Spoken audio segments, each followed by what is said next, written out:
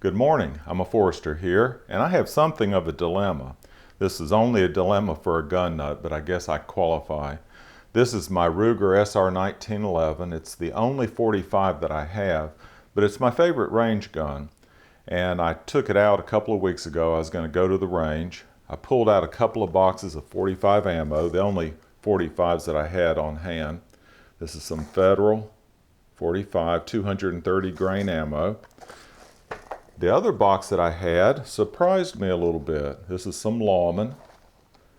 But look at there, it's not .45 ACP, it's .45 Gap, and it's a 200 grain bullet. Well, I don't know how I came to have that in my possession.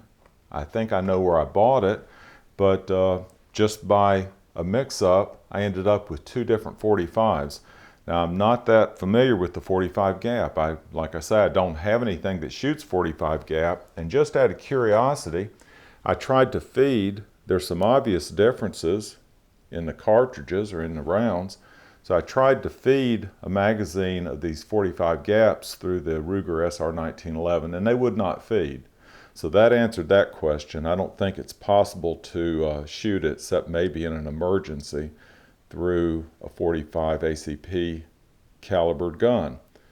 But there's the differences, and the major differences that I can see. One is in case length. The intent of developing this .45 Gap was to have a smaller frame handled pistol that was a little more comfortable for smaller hands.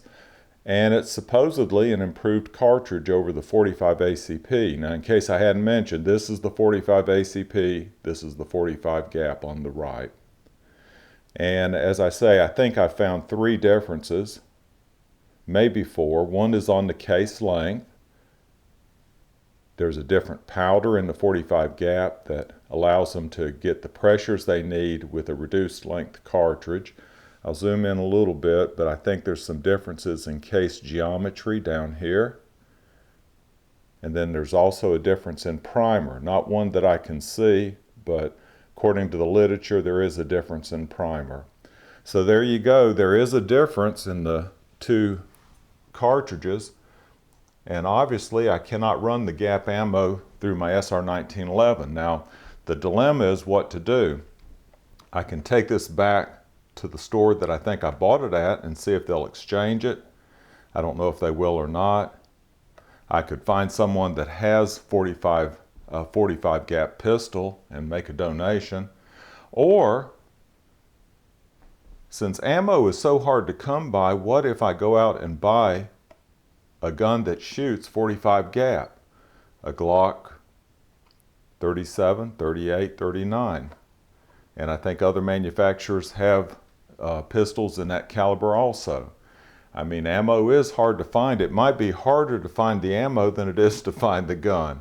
Anyway, those type of thoughts cross my mind. Y'all take care.